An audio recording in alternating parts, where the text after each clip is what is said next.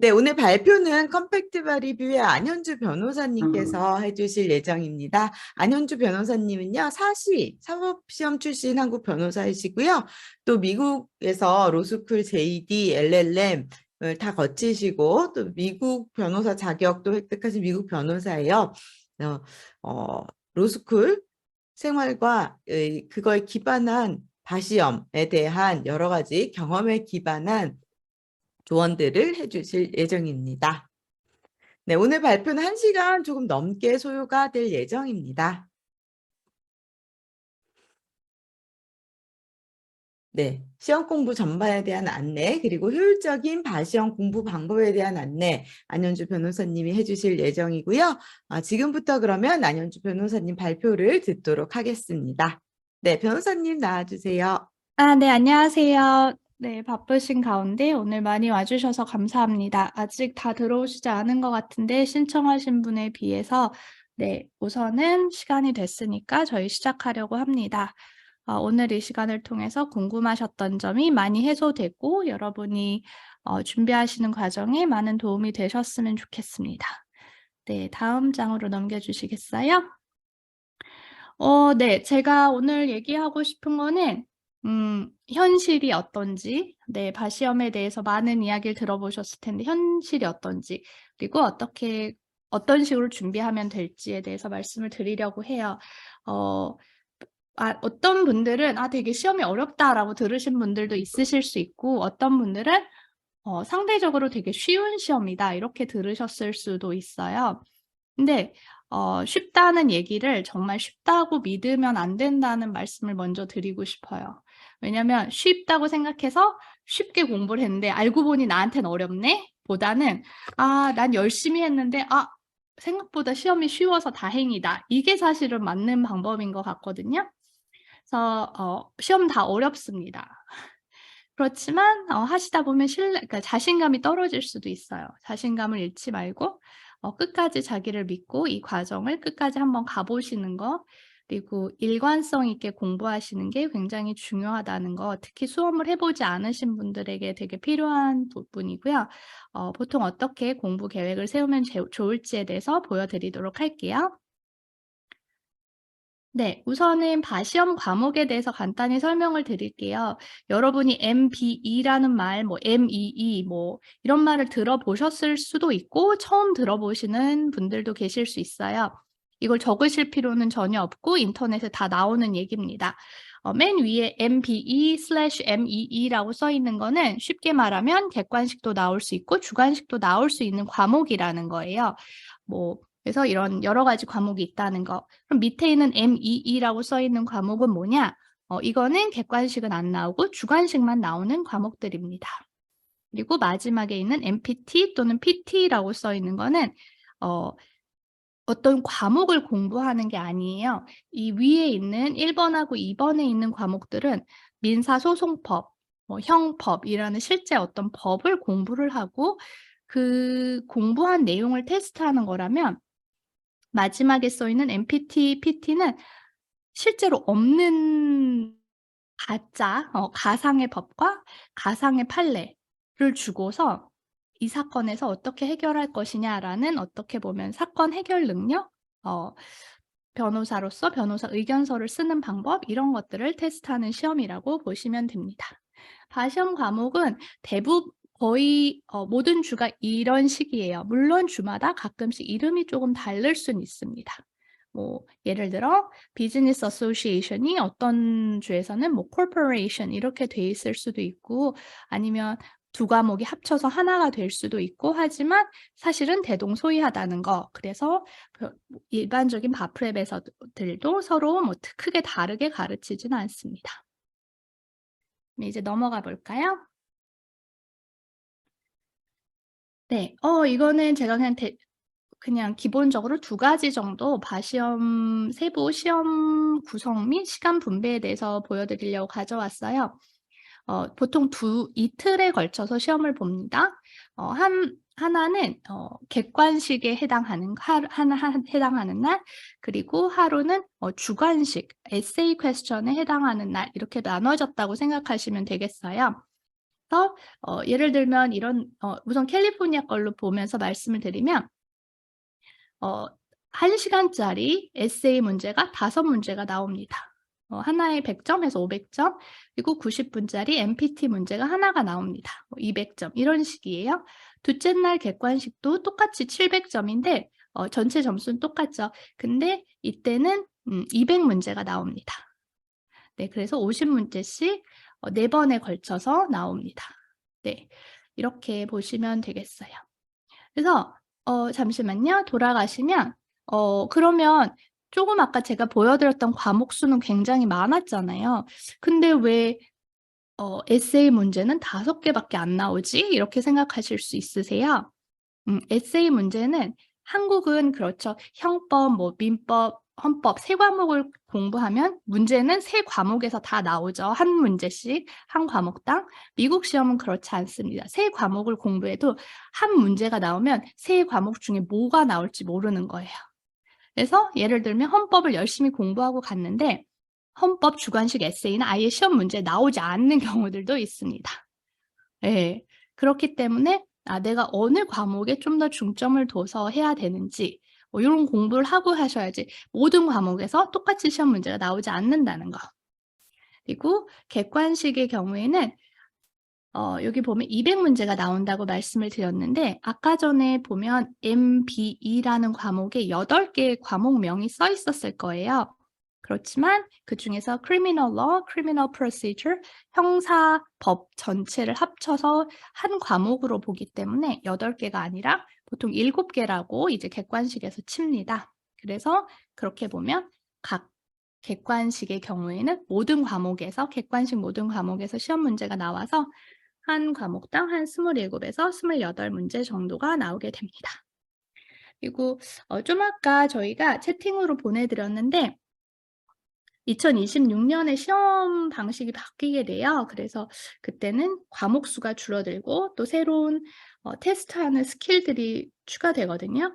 그래서 그 링크는 보내드렸으니까 네, 이걸 질문하신 분이 따로 계셨어서 네, 참고하시면 좋겠습니다.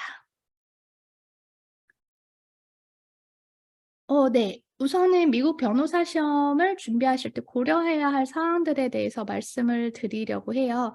여기 계신 분들 중에서 한국에서 변호사 시험을 봐보시거나 사실을 봐보셨던 분들도 계시고 전혀 그런 수험을 보시지 않으신 분들도 있으실 수 있고 아직 로스쿨 자체를 안 가신 분도 있고 로스쿨 이미 가셨던 분도 있고 다 상황이 너무 다르셔서 사실은 어디에 맞춰서 얘기해야 될지 조금 어렵긴 한데 우선 기본적으로 말씀드리면 여러분이 한국에서 공부하셨다는 기준으로 말씀드리면 한국에서 보던 시험과는 약간 다릅니다. 일부는 약간 미국 변호사 시험이 쉽다. 몇 달만 공부하면 된다. 이래서 좀 쉽게 생각하시는 경우들도 있는데 이게 사실은 뭐 운전면허 시험 보듯이 기본적으로 그냥 눈으로 읽고 외워서 감으로 찍고 이렇게 할 수 있는 시험이 절대 아닙니다. 한국식 시험과 간단하게 비교를 하면 한국은 막판에 공부를 해서도 성적을 올리는 경우들이 있죠. 그리고 급하면 휘리릭 넘겨도 봤던 게 시험에 나오면 뭐 점수가 잘 나온다. 뭐 이런 류의 것들이 있을 수 있습니다. 근데 미국식 시험에서는 그런 것들이 거의 안 통한다고 보시면 되세요. 네. 기본을 물어보기는 하지만 그렇다고 해서 그냥 외우면 해결이 되는 문제는 사실상 거의 없습니다. 반드시 이해를 해야 돼요. 한국의 사법시험이나 변호사 시험보다 범위 자체는 적을 수 있지만 정확히 깊이 이해를 해야 된다는 게 다른데요. 제가 이렇게 말씀드리면 정확히 깊이 이해라는 거의 개념이 한국식과 미국식이 굉장히 다르기 때문에 나는 다 했는데 라고 생각하실 수 있는데 그 다 한 게 미국 시험 입장에서는 다 한 게 아닌 경우들이 있을 수 있습니다. 아마 공부를 해보게 되시면 아실 거예요. 그래서 그 부분을 제가 여기서 말씀드리긴 조금 어려울 수 있어요. 근데 기본적인 건 우선 내가 한번 강의를 그냥 한번 들어보고 나중에 다시 본격적으로 보자. 우선 슬렁슬렁 한번 봐보자. 이렇게 해서는 사실은 쉽지 않은 시험이에요. 네. 아마 공부를 이미 해 보셨던 분들은 아시겠지만 그렇게 하시면 거의 별로 배우는 것 자체가 안 없고 객관식을 풀다 보면 그 원리 자체를 정확히 알지 못하고 공부를 하시다 보면 다 말이 되는 것 같아요. 다 말이 되는 것 같아서 답을 고를 수가 없습니다. 그래서 쪼끔 그 부분에 대해서는 나중에 또 자세히 말씀을 드릴게요. 그래서 강의를 들으시거나 하면 최대한 강의에 집중하셔서 룰에 대해서 정확히 이해하시도록 하는 공부 방법이 굉장히 필요합니다. 그리고 혼자서 만약에 공부를 하신다면 이게 다 영어로 되어 있잖아요. 그래서 혼자 잘못 해석하고 오해해서 풀 염려가 반드시 있습니다. 그래서 저는 사실은 여러분이 만약에 처음 공부하시는 분이라면 독학하시는 거는 정말 추천하지 않아요. 왜냐하면 내 생각 우리가 이미 너무 어떤 세계관이 한국식의 세계관이 있기 때문에 영어로 써 있는 이 내용을 미국식의 세계관에서 접근을 하지 못하고 내가 원래 알던 기본 베이스의 바탕에서 이 내용을 이해하거나 접근하기 때문에 되게 혼자서 다른 생각을 다른 관점에서 혼자만 다르게 이해할 수가 있거든요. 근데 그거를 이제 체크할 방법이 없는 거죠, 독학을 하게 되면. 그래서 그런 점들은 쪼끔 생각해 보셨으면 좋을 것 같아요. 이 중에 많이 LLM을 지원하신 분들이 계시더라고요. 그래서 그럼 학교 시험과는 어떻게 다른지도 간단히 말씀을 드려 볼게요. 저희가 로스쿨 입학생을 위한 웨비나는 따로 할 예정인데 그거와 별도로 오늘 잠깐 말씀드리면 미국 로스쿨에서 하는 수업은 하루에 적은 분량을 깊이 있게 공부합니다. 예를 들어 한 수업에 뭐 판례 3개 3개를 읽고 와서 그걸 디스커션하고 하는 수업을 2시간을 합니다. 그런데 사실은 그렇게 하루 동안 공부한 양의 핵심을 뽑아낸다면 2-3 줄로 끝나요. 그치만 결국 그 2-3 줄을 뽑아내기 위해서 2시간 동안 굉장히 케이스를 깊이 있게 다각도에서 보는 훈련을 하는 거죠. 그렇기 때문에 하루에 뭐 2-3 줄, 하루 한 수업당 뭐 핵심이 2-3 줄짜리인 그런 수업을 2시간짜리 계속 모아서 한 학기 분량이 이제 되는 거죠. 근데 바시험은 그런 식으로 1시간에 학교 수업에서 1시간에 2-3 줄짜리 그 모은 핵심을 다 모은 20장을 시험 보는 거라고 생각하시면 돼요. 그래서 되게 압축을 한 거예요. 네. 로스쿨에서는 판례를 되게 깊이 있게 생각하고 뭐 디스커션도 하고 막 이러는데 바시험 자체에선 그런 거를 묻지는 않습니다. 그래서 결국에는 룰이 뭔지, 결론이 뭔지, 이걸 어떻게 적용할지라는 굉장히 수업에서의 약간 결론 부분에 해당하는 것들만 바시험에서는 다뤄요. 2주 동안 그렇게 수업에서 배우는 걸 보통 바블이나 이런 강의에선 1시간 이내에 정리를 합니다. 그래서 LLM이든 학교 로스쿨을 다니신 분들이 그런 사설 강의를 들으시는 경우에는 '아 내가 2-3주 동안 배우던 걸 이 강사가 1시간 내에 확 요약을 해 주네.'라는 거를 알고 들으실 수 있어요. 왜냐면 자기가 수업 시간에 배웠던 게 기억이 나기 때문에 그래요. 근데 만약에 전혀 로스쿨 강의를 들은 적이 없이 처음부터 그런 강의를 들으시면 사실은 '두 줄밖에 안 되네.'라고 생각하시기가 쉽죠. '내용 별거 없네. 이거 2줄밖에 안 되는 내용이잖아.' 그치만 그 2줄을 뽑아내기 위해서 일반적으로는 2-3 시간의 강의 분량이라는 거 그래서 슬렁슬렁 듣게 될 수도 있어요 사실은 강의를 그냥 들으시는 분들은. 그래서 저 같은 경우는 그런 로스쿨을 다니신 분과 로스쿨을 안 다니고 그냥 수험만 하시는 분들과의 갭을 좀 줄여야 되잖아요. 그래야 시험 접근할 때 나도 로스쿨 나온 것과 똑같은 정도의 그 내용을 알 수 있기 때문에 저는 강의 중간에 로스쿨의 수업에서 다루는 예시나 판례 같은 얘기를 많이 해요. 왜냐면 나랑 같은 시험 볼 사람 다 아는데 나만 모르고 있으면 안 되잖아요. 그럼 제가 말씀 이렇게 드리니까 학교 수업에 학교 수업이나 학교 시험은 좀 슬렁슬렁해도 되나요? 왜냐면 2시간 어차피 2줄밖에 요약하면 안 나올 걸 2시간을 가르친다는데 압축도 안 돼 있고 하니까 별로 중요하지 않은가요? 라고 생각하실 수도 있는데 수업 중에 정확하게 이해하는 게 반드시 필요합니다. 수업 중에 굉장히 많은 예시들이 나올 수 있는데 그런 것들을 잘 알아들으셔야 돼요. 그래야 나중에 시험 볼 때 도움이 되고 시간을 절약하실 수 있어요. 학교 때는 우선은 그냥 다니자. 난 뭐 LLM이니까 난 우선 시간을 잘 보내고 나중에 시험 보기 전에 몰아서 공부해야지라고 하실 수 있는데 학교 다닐 때 정리가 안 된 걸 막판에 정리하는 건 훨씬 어렵습니다. 네. 훨씬 더 잘할 가능성이 낮아요. 그렇기 때문에 최대한 학교 다니시면서 그런 것들을 해결하실 수 있으면 좋을 것 같습니다.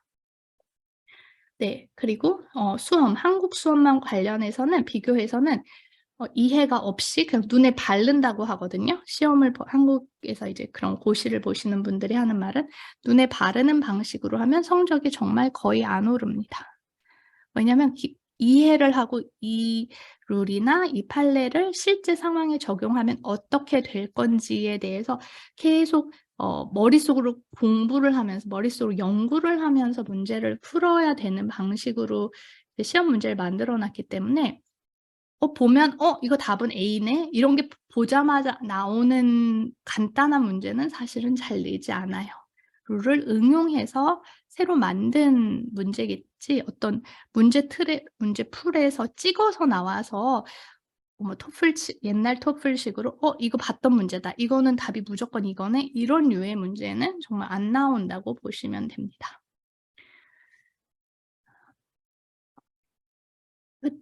그리고 뭐 한국 시험과 비교해서 네. 다행인 건 한국 시험처럼 뭐 최신 판례라든가 아주 방대한 양의 굉장히 지엽적인 문제 같은 거는 잘 나오지는 않습니다. 따라서 기본적인 걸 근데 그 기본이라는 게 요만큼 아주 작은 분량이 아니죠. 기본 자체가 굉장히 어떻게 보면 어느 상당 분량이죠. 기본을 깊이 있게 이해하는 게 굉장히 중요합니다. 그리고 또 마지막으로는 영어예요, 이 모든 게. 그렇기 때문에 항상 보통 한국 공부하시는 거 플러스 알파로 공부를 반드시 하셔야 해요. 어떤 분들은 그러세요. "아 저 영어 못하는데 미국 변호사 시험 볼 수 있을까요?" 먼저 드리고 싶은 말씀은 미국 변호사 시험은 영어를 잘하냐 못하냐를 테스트하는 게 아니에요. 그러니까 실제 실체가 있는 미국 법에 대한 내용을 이 사람이 알고 실제 상황에 적용할 수 있냐, 그걸 영어로 답을 쓸 수 있냐 이런 거를 테스트합니다. 토익, 토플 같은 거는 단어를 많이 알아야 되잖아요. '이 사람이 이런 단어도 알고 있나?' 이런 걸 테스트하잖아요. 근데 지금 보는 시험은 그런 단어를 많이 아냐가 아니라 실체가 있는 내용에 대해서 이 사람이 정확히 이해하고 있느냐라는 거예요. 그래서 여러분이 미국에서 학교를 안 다녀 보셨더라면 처음 접하는 유형의 시험일 수 있습니다. 왜냐하면 토익, 토플은 어떤 실체를 우리가 공부한 적이 없잖아요. 그쵸? 그냥 '오늘의 지문은 과학이네. 오늘의 지문은 예술이네.' 그냥 주어진 걸 보고 그중에 아는 단어가 많아야 문제를 풀 수 있는 그런 약간 즉흥적인 시험이었다면 시험은 이미 실체가 있는 것들을 공부하고 와서 그 실체가 있는 답을 쓰는 그런 거거든요. 그래서 사실은 단어가 결코 어렵지는 않아요. 문장 구조를 막 꼬아 놓지 않습니다. 그럼에도 시험을 보면 틀리거나 하는 이유는 실체법을 이해하고 풀지를 못해서지 영어가 어려워서는 사실은 아니에요. 따라서 여러분이 공부를 하시다 익숙해지시면 내용을 알면 영어를 잘 못해도 내용이 이해가 되고 해석까지 될 수도 있습니다. 그거는 로스쿨을 다녀보시면 아세요. 그래서 제가 맨날 "예습을 무조건 하고 가라. 안 들리던 영어도 들린다."라고 말씀을 드리는데 정말 실체를 공부를 하고 수업을 들어가셔야 합니다. 물론 정확한 영어로 쓰는 훈련이 굉장히 필요해요. 내 생각에는 나는 할 말을 다 썼다고 생각하는데 미국 사람의 입장에서는 하나도 정확하지 않게 둘이 뭉실이하게 써놓는 표현들이 굉장히 많습니다. 에세이 라이팅들이 되게 영어로 표현할 수 있는 정확도 정밀도가 사람에 따라서 굉장히 다르기 때문에 그걸 위해서는 내 에세이 자체도 열심히 써야 되지만 좋은 모범 답안을 보는 것도 굉장히 중요합니다. 다음 장으로 넘어가서 네 네. 제가 이렇게 말씀드리니까 약간 헉 하셨을 수 있을 것 같아요. '너무 이거 너무 어려운 건가?' 근데 다행인 점은 100 점을 받지 않아도 되는 시험입니다. 커트라인이 엄청 높은 게 아니에요. 60점 후반, 70점 중반, 80 점이면 굉장히 준수한 거고. 그래서 어 아주 점수가 높지 않아요, 커트라인이. 한국보다 한국 시험보다 뭐 지엽적인 걸 묻지도 않아요. 그럼 뭐가 문제냐? 다만 핵심이라고 반드시 알아야 된다고 말하는 것들의 범위가 그냥 넓어요. 네. 그리고 또 한 가지는 어 대강 알면 그 70 점을 받기가 어렵다는 거예요. 핵심적인 거를 끝까지 정확하게 알면 풀 수 있지만 긴가민가 정도로 우선은 뭐 '대강 아니까 다음에 보지 뭐, 다음에 보지 뭐.' 이런 식으로 하면 그 합격 벽을 넘기가 어려운 시험이라는 거죠. 네. 그래서 정해진 핵심적인 내용을 분량을 추린 다음에 그거를 정확히 사안에 적용할 수 있는 정도까지로 지식을 깊이만 만들면 어 어느 정도의 허들을 거의 다 넘을 수 있고 합격선에 들어가실 수 있습니다. 또 한 가지 주관식 에세이는 정해진 토픽이 있죠. 하지만 무조건 정해진 답은 없는 편입니다. 이게 무슨 말이냐?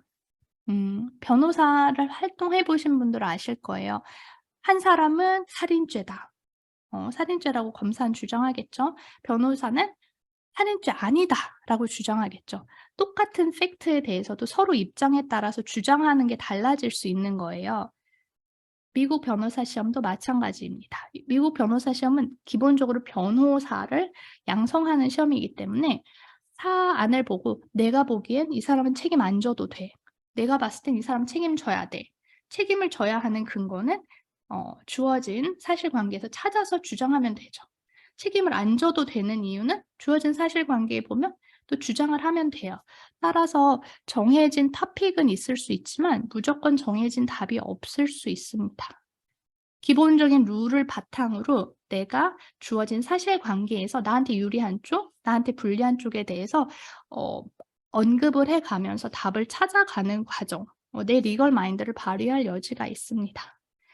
그래서 한국 시험을 보고 나면 그럴 수 있어요. '아 나 혼자 잘못 생각했나 봐. 나 혼자 살인죄가 안 된다고 했어.' 라고 말할 수 있는데 꼭 미국 시험은 그런 건 아니에요. 논리에 맞게만 쓰면 시험 점수를 받으실 수 있습니다. 네. 넘겨 주시면 그리고 또 한 가지는 빠른 합격을 하는 분들의 특징이 있어요. 여러분은 뭐 시험 한 번에 바로 붙었다. 어떤 특징이 있다고 생각하세요? 예를 들어 뭐 머리가 좋다. 암기력이 좋다. 뭐 이렇게 생각하실 수 있는데 사실은 굉장히 간단하다고 생각해요. 공부한 양을 늘리지를 않고 양을 결국에 줄여간다는 거, 그리고 마음이 흔들리지 않고 생활이 단순하다는 거, 그리고 반복한다는 거.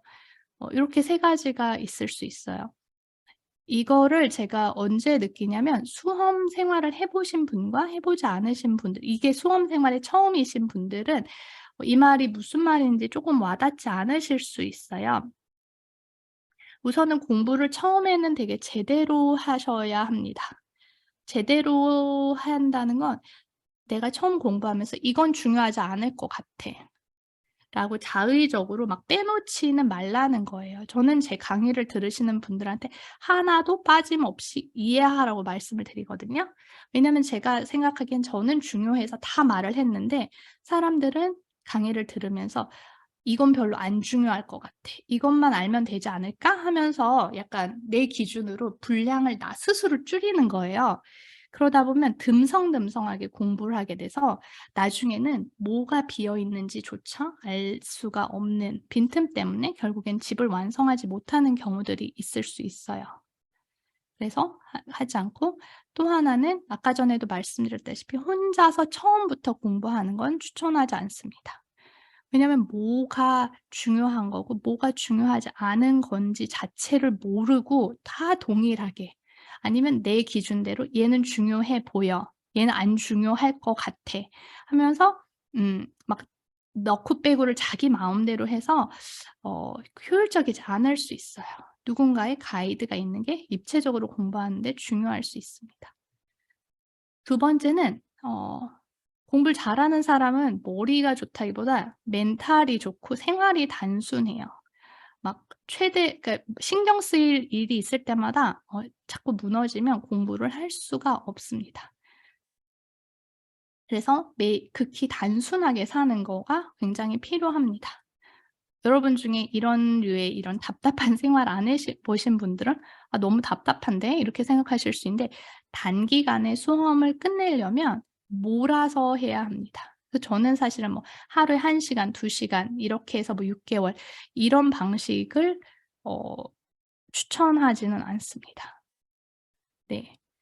뭐 내가 난 하루에 3 시간밖에 없지만 JD 졸업한 애들처럼 3 달 만에 붙고 싶어. 이거는 사실 현실적으로 어렵죠. 마지막으로 반복하는 것. 이거가 이제 반복하는 수험 활동을 안 해 보신 분들에게는 참 생소할 수 있어요. 그러니까 우선은 강의를 들으시면 "알겠어. 무슨 말인지 알겠어."라는 수준이 있고, 그거를 정확한 언어로 표현할 수 있는 수준이 있어요. 그거는 전혀 다른 수준입니다. 네. 그리고 시험장에 들어갔을 때 당황한 상태에서도 영어로 그걸 답을 쓸 수 있는 상태가 되어 있어야 시험에 준비가 되어 있는 거예요. 그러려면 반복을 해서 되게 잘 외워야 합니다. 네. 영어를 어떻게 외워요? 한국말도 외워서 시험을 보러 가잖아요, 우리가. 근데 영어로 된 거를 외우지 않고 생각나는 데까지만 그냥 기억을 하고 답안도 써 보지 않고 그날 가서 컨디션에 따라서 '답이 써지는 만큼 써지겠다.'라는 게 저는 사실은 절대 해서는 안 되는 행동 중에 하나인 것 같아요. 그건 되게 요행을 사실 바라는 거죠. 네. 이렇게 말씀드리면 너무 뼈 때리는 얘기일 수는 있는데, 그렇게 해야 나중에 뭐 업무를 하시든 뭘 하시든 내용을 기억해서 일할 수 있습니다. 그리고 반복한다는 건 반복을 해서 여러분이 생각할 수 있어요. 이 책이 1000장짜리인데 어떻게 1000장짜리를 계속 반복해서 보지? 1000장짜리를 반복해서 다음번에 볼 때는 이미 대부분의 내용이 머릿속에 있기 때문에 줄여져서 그게 뭐 100장으로 줄어들어요. 그러고 다음번에 보면 그 100장의 내용 중에 또 대부분이 알고 있어서 30장으로 줄어들고, 그런 식으로 분량을 결국에는 줄여가기 때문에 나중에는 계속 반복해서 볼 수 있습니다. 그건 아웃라인이라고 미국에서는 보통 말하는데, 어떻게 아웃라인을 만드는지는 제가 좀 이따 보여 드릴게요. 음. 제가 우선 약간 요것만 말씀드릴게요. 요거 아웃라인 들어가기 전에 사실은 여러분이 시험을 붙을 때 내가 얼만큼의 시간을 들여서 이 시험을 붙을지에 대해서 사실 잘 모르시고 저한테 "몇 달 공부하면 붙어요." 막 이런 말씀을 많이 하세요. 근데 사실은 되게 달라요, 상황에 따라서. 예를 들어 공인중개사 시험을 변호사가 준비하면 몇 달 안 걸린대요. 저는 안 봐 봤지만 뭐 "1~2 달만 공부해도 된다." 이런 말들도 해요. 하지만 분명히 공인중개사 시험을 1 년씩 준비하시는 분들이 있으세요. 그러면 뭐 변호사는 똑똑해서 빨리 뭐 1~2 달만 하면 되고 일반 분은 안 똑똑해서 그렇게 오래 걸리냐? 그거랑은 전 다른 것 같아요. 법을 한 번도 공부해 보지 않은 사람이 용어도 낯설고 시험 방식도 생소하고 그런 식으로 길게 수험을 해본 적도 없고 그러면 1년도 그분한테 빠르실 수 있어요. 왜냐면 변호사는 그런 류의 거를 몸에 체화하는데 지난 몇 년을 이미 쓴 사람이거든요. 그래서 여러분 주위에 누가 미국 변호사 걔는 뭐 3달만 공부해서 됐는데 그럼 그 3달만 공부한 사람이 어떤 스펙에 어떤 생활 습관에 어떤 능력에 어떤 영어 수준인 사람인지를 생각하고 나를 생각해야지 전혀 나와 상관없는 사람의 기준을 나에게 적용하려고 해서는 사실은 되지 않아요. 그거는 누가 똑똑하냐, 뭐 머리가 좀 이런 게 아니라 기존의 경험으로 인해서 누가 이 시험에 더 최적화가 먼저 되어 있었느냐라는 거예요. 내가 아직 최적화가 안 되어 있다. 나는 지금부터 준비해서 최적화를 시키면 되죠. 네. 그래서 그 부분을 항상 시험 공부를 하실 때는 내가 차라리 시험 기간을 텀을 이렇게 꽤 많이 두고서 준비하시는 것도 저는 추천을 드립니다. 네. 미국 학생들 어떻게 보면 뭐 한국 변호사보다 법적인 지식이 좀 부족할 수도 있겠죠. 하지만 그 사람들은 미국식 객관식에 익숙하고 영어도 빠르고 익숙합니다. 그러니까 3달 만에 막 몰아치듯이 공부를 해도 해결이 돼요. 네. 그래서 그런 것들을 좀 생각을 하시면 좋겠습니다. 지금 이게 제가 보여드린 게 이런 게 아웃라인이에요. 네. 이거는 제가 강의 자료 중에 만들어 놨던 아웃라인인데 vicarious liability라는 torts 불법 행위라는 과목에 나오는 vicarious liability라는 파트를 요렇게 정리해 놓은 거예요. 이게 뭐냐? 왜 이렇게 뭐 1, 2, 3 로마자 1, 2, 3 이렇게 왜 해 놓느냐? 이렇게 해 놔야 보기가 편하고 각 그 하이라키라 그러죠.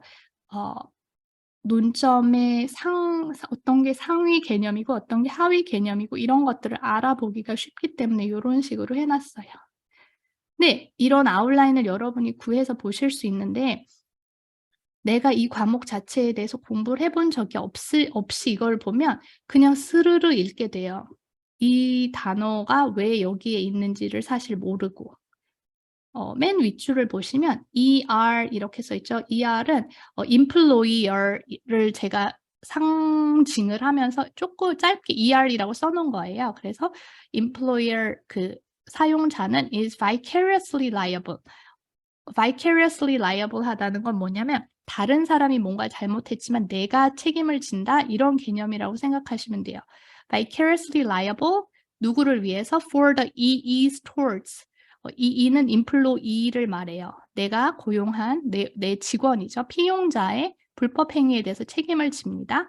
근데 그 torts도 어떤 torts, 어떤 불법 행위냐면 committed within the scope of employment. 근로 범위 내에서 저지른 그 범위 내에 해당하는 과정 중에서 저지른 불법 행위에 대해서 사용자가 책임을 vicariously liable 하다는 거예요. 그러면 이거가 여러분이 보면 쉽게 이렇게 생각하죠. '아 사용자는 직원이 뭘 잘못하면 책임을 져주는구나.' 이렇게 어떻게 보면 요약을 해서 생각을 하실 수 있어요. 그리고 그런 식으로 답안에 쓰실 수 있습니다. 그렇게 되면 어떤 게 미싱한지 아세요? 우선은 vicariously liable이라는 vicarious 하다는 단어가 빠졌고 그냥 불법 행위가 아니라 within the scope of employment라는 그 범위를 제한하는 말이 빠졌어요. 근데 그냥 문장을 읽으면 사실은 어떤 단어가 반드시 들어와야 되는 거고 어떤 단어는 좀 더 문장이 있어 보이게 하려고 넣은 건지를 스스로 판단을 잘 못하실 수가 있어요. 그래서 공부를 하실 때나 아웃라인을 보실 때나 자료를 보실 때 처음 공부하실 때 제일 어려운 거는 이 말이 지금 의미가 있는 말인지 아니면 그냥 영어에서 좀 뭔가 멋있어 보이게 하는 그냥 들어간 부사인지 수식어인지 이런 거를 구별을 처음엔 잘 못하실 수 있거든요. 그래서 공부를 할 때 사실은 이 각각의 개념에 대해서 다 판례도 있고 수업 시간에 그러니까 이 2줄을 만들기 위해서 1 시간, 2 시간씩 수업을 하겠죠. 그래서 그 요약을 한 게 요 2줄이라는 거를 아시고 공부를 하셔야 이 문장들의 그 어 무게감을 알지, 그냥 한국식으로 요약서를 보듯이 하면 굉장히 사실 놓치는 게 많겠죠. 네. 나중에 다시 아웃라인에 대해서 보여 드리도록 할게요. 그래서 강 공부 기초를 어떻게 세우냐? 강의를 듣고 내용을 이해합니다. 근데 강의를 이해했다라는 거가 사람들이 오해할 수 있어요. "나 다 강의 다 들었어. 나 다 아는 것 같아." 대강 아는 거랑 모르는 거랑은 동일합니다. 대강 알아서 썰을 풀어서 답을 썼다. 이거는 안 통합니다. 한두 작은 논점 같은 거 '아 나 이건 절대 본 적이 없는데.' 이런 거 한두 개는 되지만 중요 논점에 대해서는 정확하게 이해하고 정확한 표현으로 써야 합니다. 네. 그리고 또 하나는 강의를 듣고 내용을 이해했으면 단권화를 해야 돼요. 단권화라는 말을 들어보신 적이 있으신 분도 있을 수 있고 지금 이걸 처음 들어보시는 분들도 있으실 수 있어요. 단권화라는 건 뭐냐면 단은 이제 하나라는 거잖아요. 단일 뭐 단수. 한 권으로 만든다는 거예요. 뭘 한 권으로 만드냐? 여러분이 뭐 문제집도 보실 수 있고 강의 교재도 보실 수 있고 뭐 친구가 준 아웃라인도 있을 수 있고 수업 교재도 있을 수 있고 여러 가지의 리소스가 있죠. 그거를 하나로 모은다는 겁니다. 하나로 어떻게 모으나 궁금하실 거예요. 예전에는 한국에서는 공부를 할 때 교과서 같은 데에 포스트잇으로 중요한 내용을 이렇게 붙여 가지고 교과서 하나에 어 뭐 중요 부분에 밑줄을 긋고 옆에다 이제 포스트잇을 붙여서 그 교과서만 들고 다니면 문제집의 내용도 포스트잇으로 붙여 놓고 뭐 중요한 건 복사물로도 껴 놓고 이런 식으로 한 권으로 만들었어요.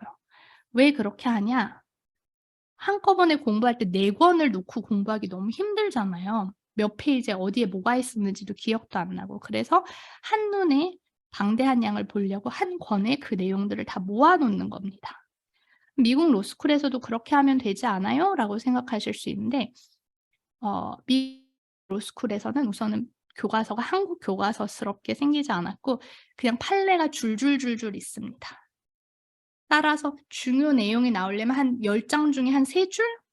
그래서 여러분이 이렇게 흐름을 아까 전에 제가 보여 드린 그런 아웃라인이 아닌 한 미국 판례 책에다 그런 내용을 쓰기에는 너무 번잡스러워요. 너무 눈에 들어오질 않아요. 따라서 미국에서는 제가 좀 전에 보여 드린 아웃라인이라는 방식으로 단권화를 합니다. 네, 아웃라인을 어떻게 만드는지 좀 이따 보여 드릴게요. 아웃라인이 그래서 뭐 로스쿨 시험을 앞두고 학교 파이널 시험을 앞두고도 당연히 아웃라인을 만들고 과시험 앞두고도 아웃라인을 만들고 합니다. '남이 주면 되게 좋겠네요.'라고 생각할 수 있는데 남이 주는 건 그 사람의 생각, 사고 체계를 만든 거기 때문에 사실은 내가 이해한 사고 체계로 하는 좀 그런 능동적인 공부 방법이 필요하긴 해요. 한번 보여 드릴까요? 어떻게 생겼는지? 아웃라인을. 어 맨 처음에 노트를 한번 보여 주시겠어요?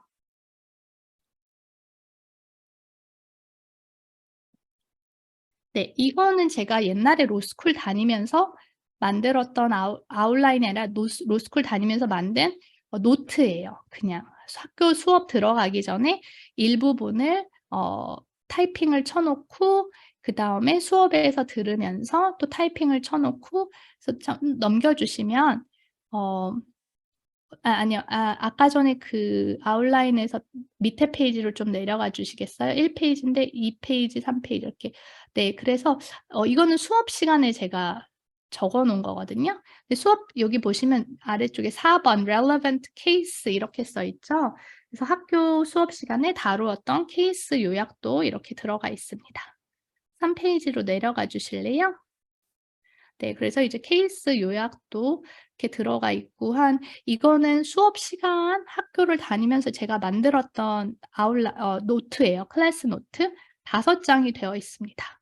그러면 그거를 이제 1 학년 때 만들었던 건데 다시 가셔서 그 네, 이거는 1학년 1학기 때 파이널 exam을 앞두고 만든 아웃라인이에요. 아까 전엔 5장이었는데 지금은 한 장으로 5장 내용을 줄여놨습니다. 네. 그리고 아까 전에도 판례 있었죠. 예, 판례도 잠깐만요. 네. 판례 내용도 이렇게 아까 전엔 몇 장으로 되어 있었는데 지금은 이제 핵심만 뽑아서 3가지의 판단 기준 이렇게 해서 정리를 해 놨습니다. 아까보다 훨씬 좀 정리가 된 느낌이죠. 그러면 이걸 바탕으로 나중에 제가 바시험을 볼 때 만든 건 요거예요. 분량이 훨씬 더 줄어들었죠. 그리고 아까 교과서의 수업 시간에는 그 맨 위에 1번에 대한 내용밖에 안 했어요. 네, 사용자 책임 중에서 맨 위에 로마자 작은 i만 학교 수업에서는 다루었습니다. 하지만 바시험에서는 우리 수업에서만 배운 걸 시험 보는 게 아니잖아요. 다른 학교에선 다른 걸 배웠을 거 아니에요? 그래서 더 많은 내용이 커버가 됩니다. 그래서 로마자, 스몰 로마자 2번, 스몰 로마자 3번 요 내용까지도 이제 다른 부분을 공부하면서 대신에 내용을 줄여서 여기 넣어 놨습니다. 이렇게 줄여 놨을 때 5장의 기본적인 내용을 머릿속에서 이해를 하고 줄이고 줄여서 요렇게 만든 거예요. 그래서 여러분이 만약에 누구한테 자료를 받아서 이렇게 보면 처음 봤을 때 기분이 어떠세요? 별거 아닌 것 같죠? 되게 간단한 것 같죠? 안 중요하니까 이렇게 반 페이지밖에 없을 것 같죠? 하지만 이게 어떤 내용에서 왔는지를 생각하면 사실은 충분히 수업 시간에 2-3 시간 이상 다루었던 것들을 요렇게 줄여 놓은 거죠. 네. 그래서 그런 것들을 나중에는 이제 아웃라인으로 만드셔야 되는데 요걸 아는 게 되게 중요하다는 거 우선 잠깐 말씀드렸습니다. 원래로 돌아갈게요. 네. 근데 그 아웃라인을 만드는 게 강의를 오늘 들었다. 제 강의를 들었다. 저는 이제 강의 자료를 다 저런 식으로 아웃라인으로 만들어서 드리긴 하는데 아웃라인은 강의를 오늘 하루 들었다. 그리고 바로 아웃라인을 만드는 건 비효율적이에요.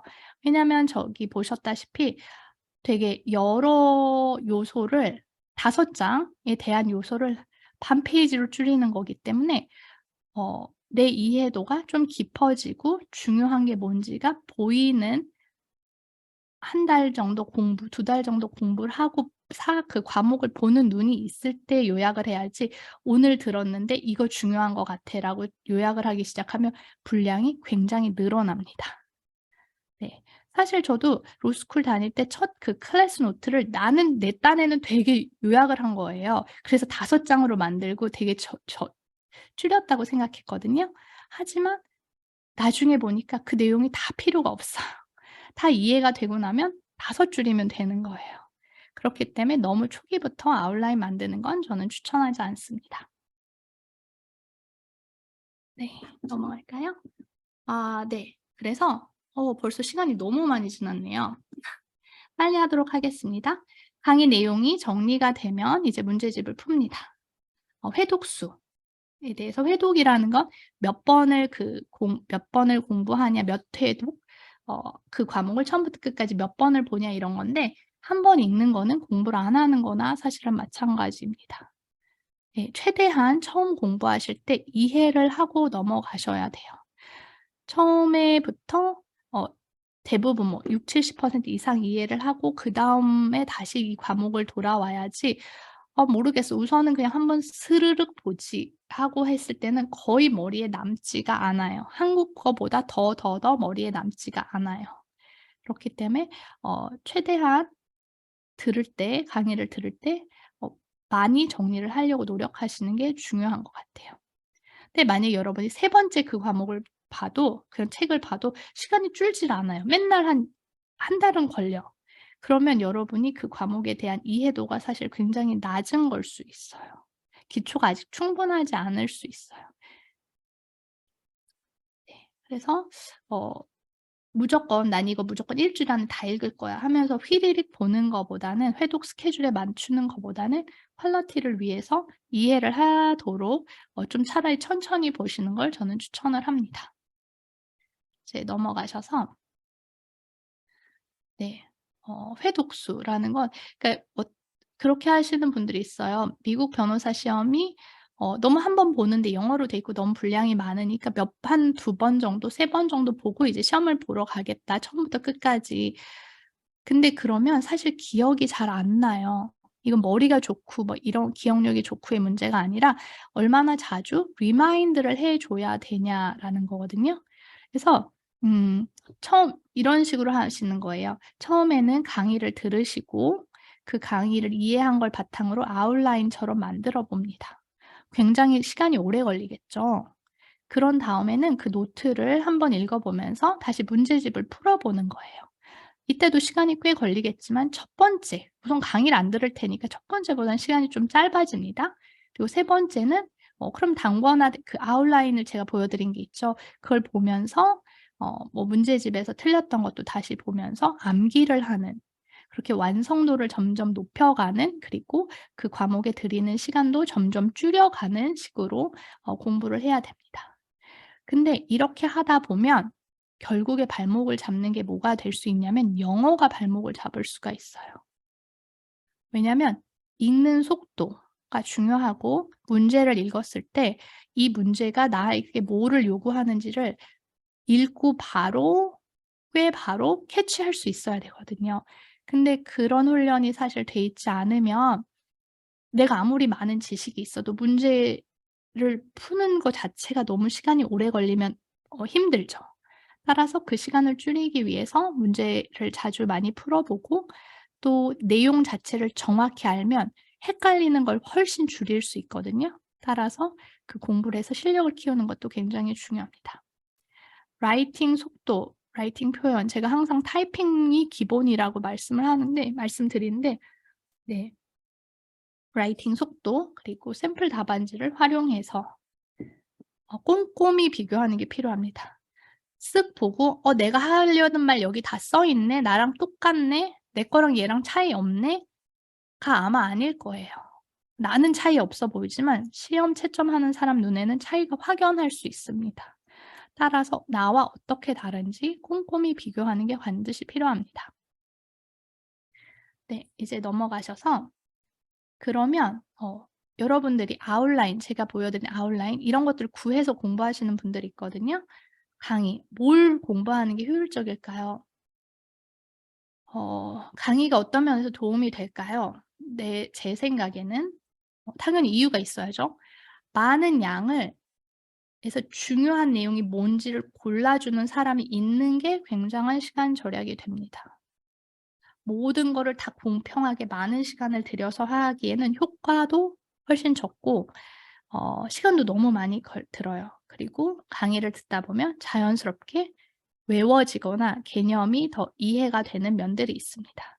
그리고 혼자서 독학을 하게 되면 귀찮아요, 어느 순간. 아니면 '아 이건 모르겠어.' 포기하고 자꾸 넘어가고 싶어지는데 누군가가 이 주제에 대해서 말을 하면 어쩔 수 없이 듣게 되죠. 네. 그래서 어쩔 수 없이 집중을 하게 되고 포기를 못하고 그 토픽을 해결하고 넘어가야 되는 장점이 있습니다.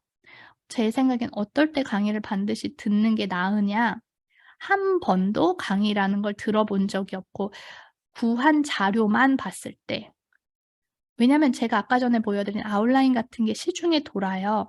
여러분이 저 아웃라인을 처음 봤을 때 어떻게 이해할지는 여러분의 기존에 가지고 있던 생각, 기존에 가지고 있던 어 관점 이런 거에 따라서 해석의 여지가 너무 많아요. 그렇게 되면은 나중에 그걸 바로잡기가 되게 어렵습니다. 그래서 저는 사실은 정말 추천하지 않고 여러분이 만약에 LLM이다. 나 수업 다 들었다. 영어로 수업을 듣는 경우 많은 경우 나는 다 알아들었다. 나는 노트 테이킹도 했다 하지만 수업의 반 이상 알아듣고 반 이상 적는 경우가 사실 많지 않는 것 같아요. 내 생각엔 다 알아들은 것 같지만 내 귀를 스쳐 지나간 굉장히 많은 내용이 있는 거죠. 그럴 때 뭐가 스치고 지나갔는지 자체를 모르는 경우들이 있습니다. 그래서 그럴 때는 보충해 주는 교재나 보충해 주는 강의가 반드시 필요해요. 왜냐하면 내가 뭘 모르고 넘어갔는지조차 모를 수가 있기 때문에. 아니면 강의 옛날에 들었어요. 학교 옛날에 다녔는데 독학을 한 지가 너무 오래됐다. 감이 떨어졌다 이럴 때. 어떤 분들 시험 쉽대는데 강의 필요하지 않은 거 아니에요? 돈 낭비 아니에요? 그 쉬운 거는 JD한테나 조금 쉬울 수 있습니다. JD는 3년 동안 그 훈련을 했거든요. 그렇기 때문에 3 개월만 열심히 해도 시험 붙을 수 있어요. 근데 나랑은 그게 다르다는 거 그걸 아쉽지만 그렇게 생각을 꼭 하셔야 됩니다. 네. 넘어가면 네. 강의를 들을 때 당연히 집요하게 듣고 문제에서 이게 어떻게 반영이 되는지 들어야 된다. 그리고 꼼꼼히 들어야 됩니다. 강의 듣는 시간 자체에 되게 집중을 해서 최대한 거기서 이해를 하려고 하셔야지. 우선은 듣고 나중에 문제를 풀면서 더 이해해야지. 한국식은 그렇잖아요. 대강 우선은 강의에서 감을 잡고 문제를 풀면서 오답 노트를 하면서 이제 내 실력을 키우는 게 한국식인데 미국식은 사실 그렇진 않아요. 강의에서 최대한 정리가 많이 되어 있고 문제는 내가 이해한 거가 맞는지 아닌지를 그냥 체크하는 정도로 문제를 사용하지 문제를 풀면서 실력을 한 단계 업그레이드 시키는 방법은 미국 공부 방법은 아니에요. 그리고 그렇게 하려면 훨씬 시간이 많이 걸립니다. 여러분이 주어진 교재를 잘 숙지해서 한 번에 이해할 수 있었던 거를 한 번에 이해하지 않고 강의는 대강 듣고 나서 문제를 그 똑같은 토픽에 대해서 뭐 10 개, 20 개, 30 개를 풀면서 계속 틀리면서 이 룰을 유추해 가면서 룰에 대해서 이해를 하려고 그러면 훨씬 시간이 많이 걸리겠죠. 네. 그리고 여러분이 모르는 부분을 건드리는 문제를 언제 만날지조차도 잘 알 수 없습니다. 그래서 훨씬 시간이 오래 걸리고 돌아가는 길이라고 저는 생각해요.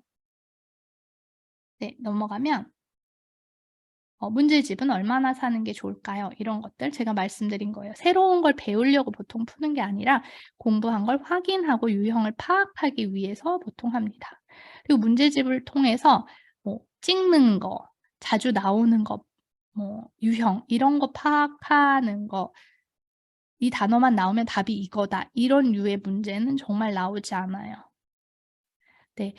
내용을 알면 풀 수 있고 내용을 정확히 이해하지 못하면 다 틀리는 약간 고런 문제들이기 때문에 원칙을 잘 이해하는 거 그리고 그 원리가 실제로는 어떻게 어 문제화되는지를 보기 위한 겁니다. 그래서 문제집을 계속 사들이지는 마시라고 말하고 싶어요.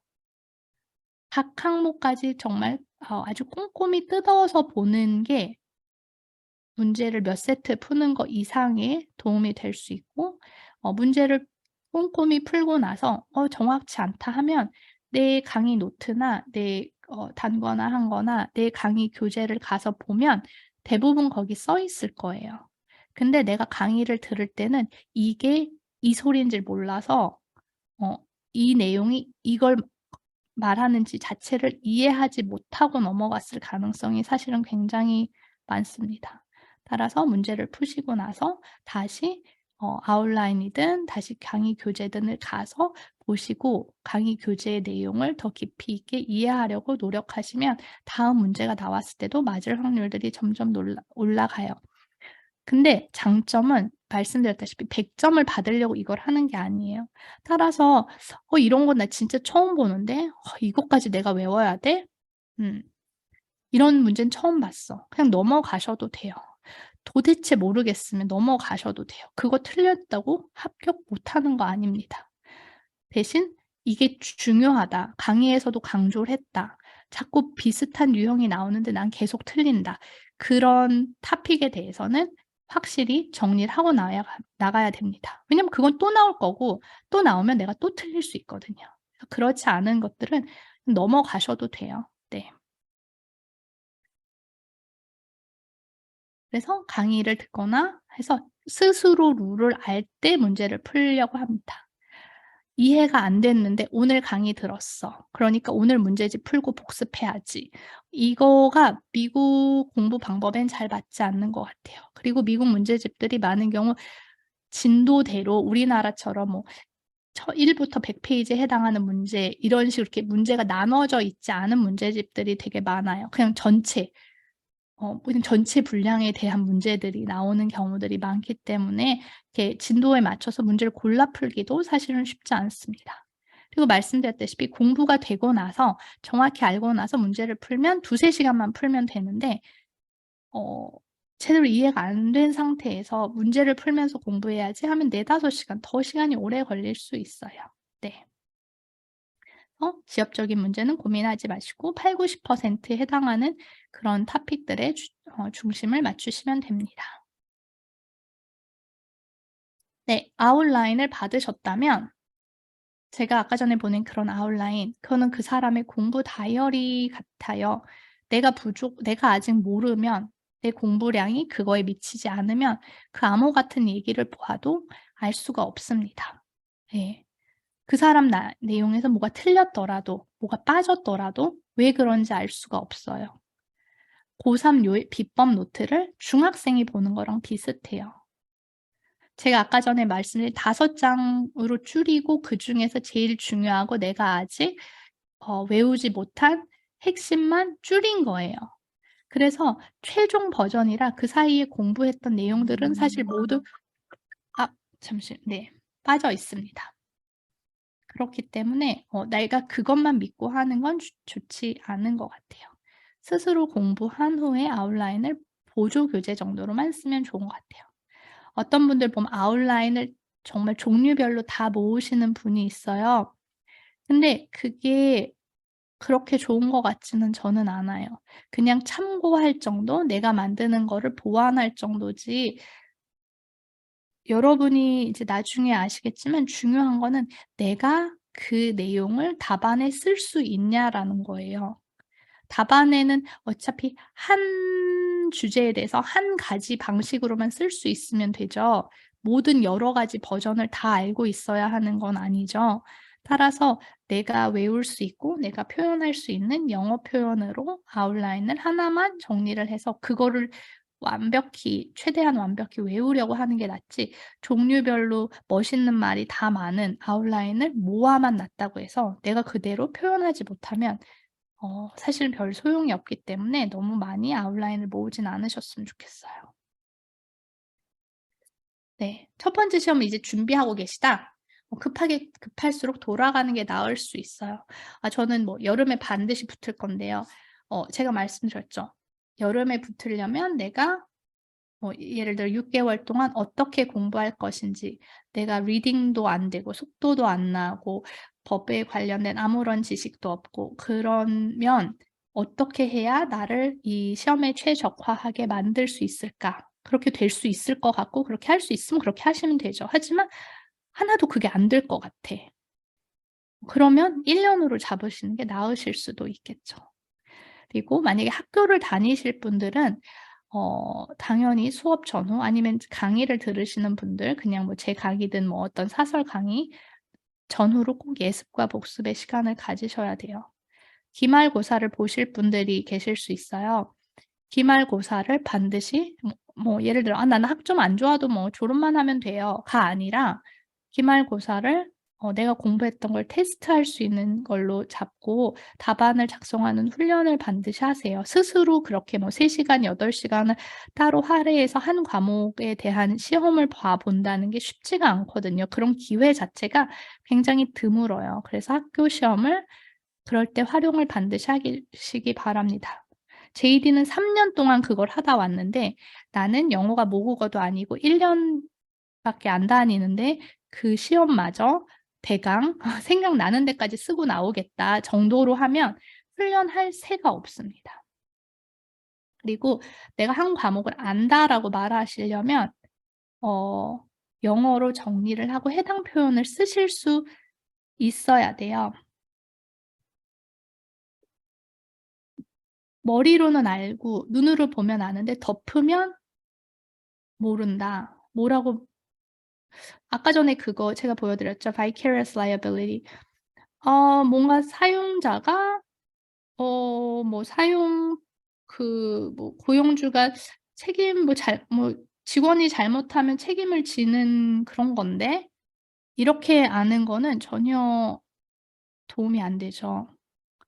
왜냐면 legal element가 우선 다 빠져 있고 영어로 이거를 그냥 그렇게 지금 생각한 걸 보고서 만약에 이 지금 머릿속에 있는 이 불완전한 생각을 쓰신다면 employer is liable 그러면 or employer is responsible for the act of employee if he did something wrong 이런 식으로 약간 되게 구어체적으로 내가 생각하는 그 개념만 영어로 그렇게 하면은 룰이라고 할 수가 없죠. 리걸 룰이라고. 저는 이제 그 공부한 지 되게 오래됐지만 그렇게 만약에 그러면 이걸 시험 문제는 어떻게 써야 되냐? vicarious liability는 employer is vicariously liable for the employee's torts committed 뭐였죠? 아까 전에 through or during the or within the scope of the employment. 이렇게 계속 외워져 있습니다. 여러분 당연히 시험 보실 분이면 더 외워야죠. 그리고 그렇게 정확히 룰을 알고 있으면 여러분이 나중에 그 issues 에세이 답을 쓸 때 뭐에 대해서 답을 써야 될지 알 수 있죠. 네, employer인지 아닌지, employee인지 아닌지, 그리고 within the scope of employment에 해당하는지 아닌지 그런 것들을 다 아실 수 있죠. 근데 그런 legal element에 대해서 핀포인트하지 않고 공부하면 나중에 시험 문제를 답을 쓸 때 자체도 되게 어려워질 수 있죠. 그래서 고3처럼 정말 암기 노트 만들거나 주요 룰 스테이트먼트는 문장을 정리해서 외워야 됩니다. 저는 교재에 다 에세이 같은 데 쓸 수 있게 그 룰을 정리해서 어느 정도 분량으로 이렇게 다 정리를 해서 드리거든요. 여러분이 그냥 학교를 다니거나 뭘 다니거나 줄글로 된 만약에 교재를 보신다면 그 줄글을 읽고 이해하는 데 만족하시면 안 돼요. 그 줄글에 써져 있는 거를 답안에 다 이렇게 한 페이지 너무 멋있는 말이 많아요. 너무 좋아. 이 한 페이지의 거를 내가 시험장에 가서 쓸 수 있냐? 우선 1번 외울 수가 없다. 2번 그렇게 쓸 시간이 없다.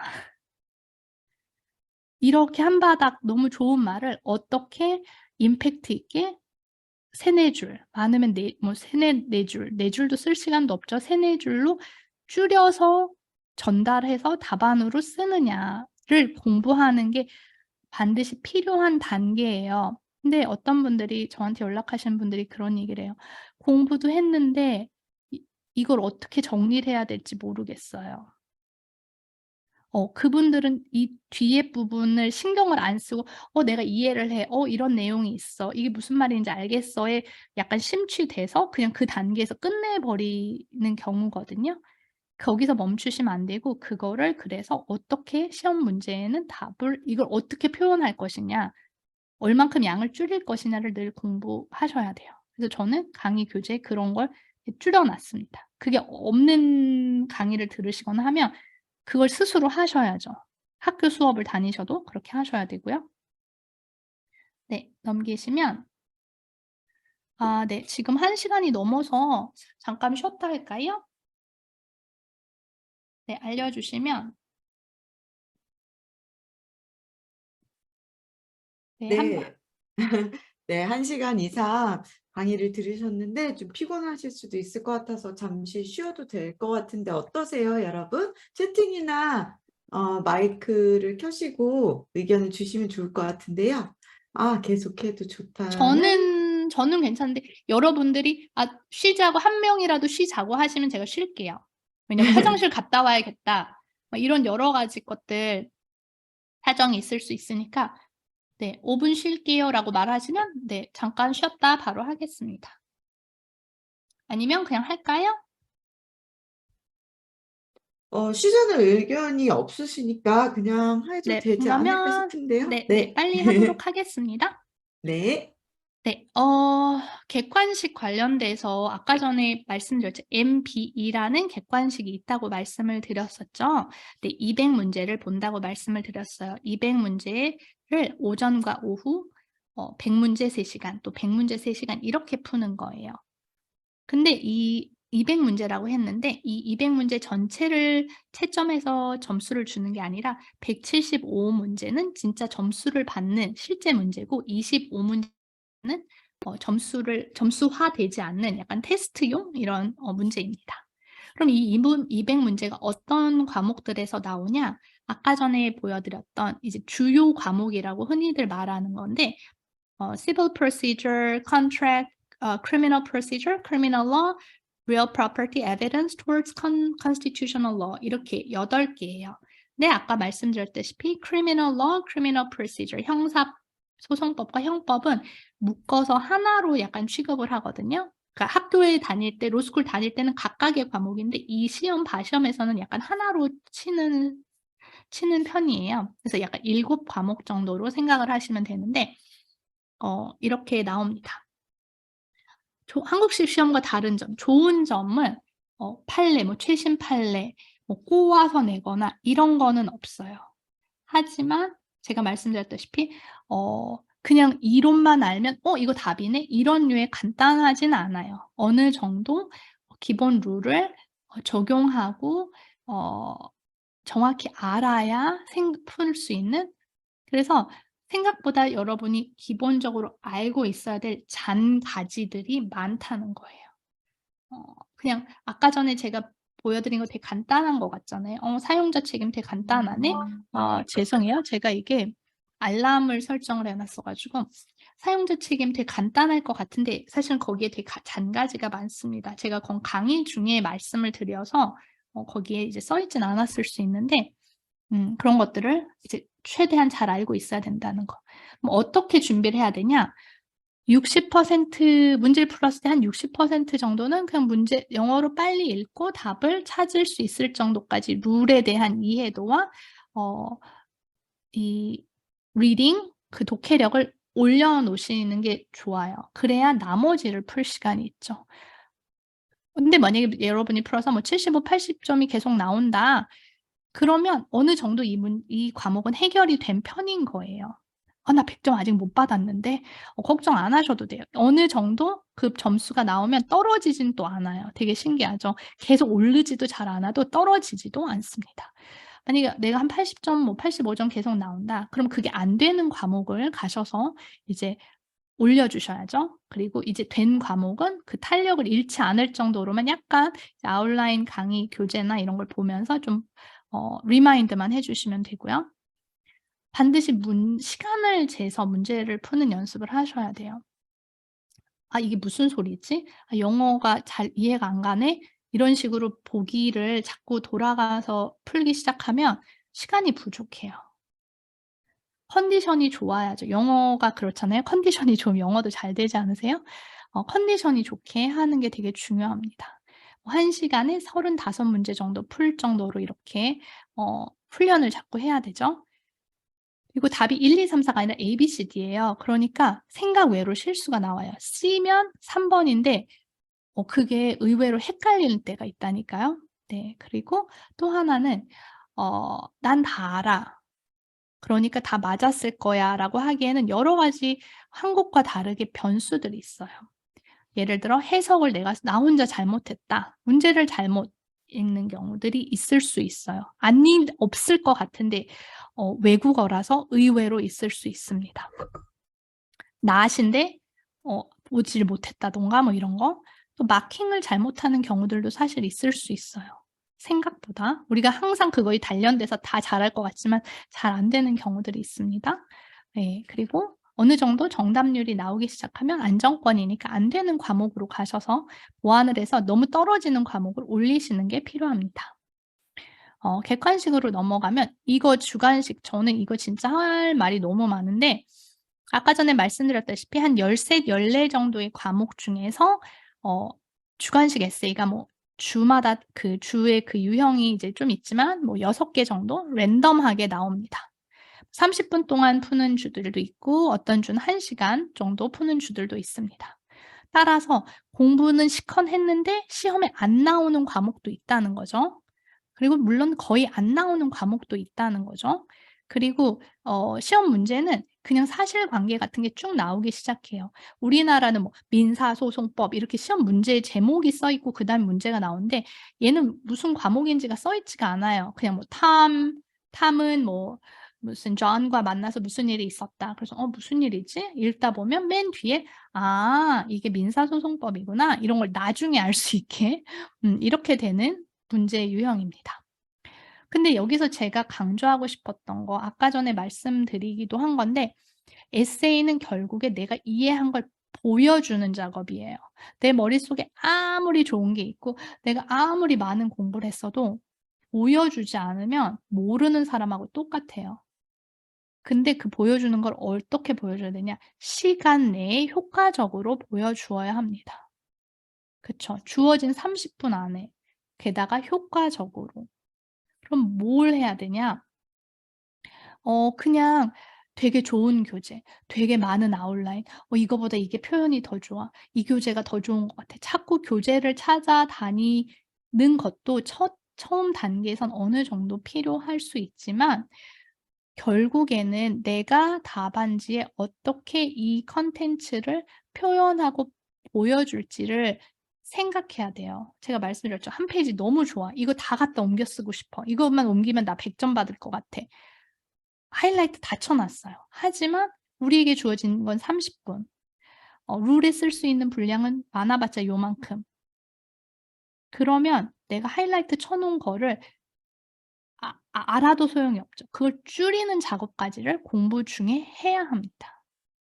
네. 그게 되지 않으면 사실은 되게 소용이 없죠. 네. 정말 소용이 없죠.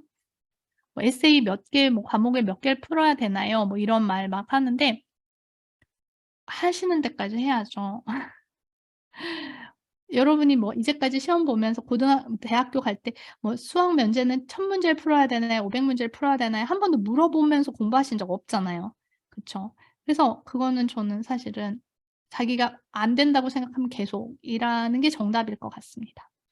근데 모든 걸 다 시간에 맞춰 풀기는 어렵죠. 그쵸? 그래서 몇 개는 최소한 뭐 2-3 개는 시간에 맞춰서 풀어 보시라고 말씀을 드리고 싶어요. 눈으로 그냥 읽는 거는 뭐 많이 보면 많이 볼 수 있지만 시간을 맞춰서 많은 분들이 룰 자체를 이해하고 아웃라인 자체를 계속 뜯어 고치는데 매달리시는 경우가 있어요. 근데 저는 이거를 어떻게 생각하냐면 여러분이 요리를 누구한테 만들어서 내보내는 거예요. 그쵸? 근데 요리를 만들어서 내보내려면 시간에 맞춰서 따뜻한 음식을 플레이팅도 예쁘게 해서 제때 갖다 줘야 손님이 만족하죠. 근데 레시피북을 정말 온갖 걸 다 모은다. 그리고 온갖 좋은 올게닉을 다 모은다. 그리고 한 번도 칼질은 안 해 본다. 그리고 계속 이 레시피가 더 좋은지 이 올게닉이 더 좋은지 막 그런 제품 성분 보고 있고 그런데 손님이 딱 왔다. 이걸 가지고 어떻게 만들지? 이걸 어떤 접시에 담을지? 아무 아이디어가 없이 네 그렇게 하는 경우들이 있는 것 같아요. 따라서 시간 분배를 해서 연습을 해야죠. 내가 이거를 어떻게 시간에 맞춰서 이걸 갖다 남 앞에 내놓을지를 연습하는. 따라서 룰에만 매달리지 말고 에세이를 반드시 써야 되고 그 룰이 실제적으로 사실관계랑 어떻게 매치가 될지를 계속 연습을 하셔야 돼요. 그래서 저는 에세이 강의를 할 때나 강의 자체를 할 때 이 부분에서 에세이 문제가 나온다면 이런 식으로 룰을 쓰셔야 돼요. 이런 식으로 룰을 줄이셔야 돼요. 이런 식으로 사실관계랑 룰을 연결시키셔야 돼요라고 계속 말을 하거든요. 왜냐면 그렇게 하지 않으면 강의 자체는 혼자서 완벽해요. 그리고 여러분도 '아 이 강의 되게 좋아.' 근데 결국에 그 룰은 그건데 문제가 나왔을 때 그래서 이걸 룰을 적용해서 어떻게 내가 답을 써야 될지는 또 전혀 모르는 분들이 있으시거든요. 예. 그러니까 룰은 룰대로. 그래서 '나 이제 어떻게 해야 되지?' 그러면은 안 되잖아요. 네. 시간 분배를 안 하고 시험을 실제로 봐 보지 않고 가면 아는 거에 반도 쓰기가 굉장히 어렵습니다. 저는 뭐 에세이 답안지 안 쓰고 뭐 시험 붙었어요. 이런 사람들 가끔 있으실 수 있어요. 그분이 어떤 사람인지를 보셔야죠.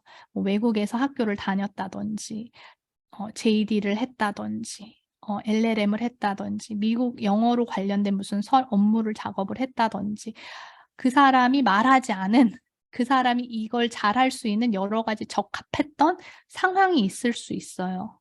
근데 우린 그거를 보지 않고 답안지 한 번도 안 썼는데도 붙었다던데 나도 그렇게 하면 붙을 수 있지 않을까? 그렇게 할 수 있는데 안 하고도 붙은 극소수의 예를 베이스로 하기엔 되게 리스키하죠. 네. 제대로 공부하고 붙는 대다수의 말하지 않는 사람들의 방법을 생각하시는 게 완전히 저는 중요하다고 생각합니다. 그래서 샘플 문장은 외우셔야 돼요. 영어인데 어떻게 외워? 영어니까 안 외울 거야. 여러분이 한국말도 외우고 가셨잖아요, 시험 볼 때.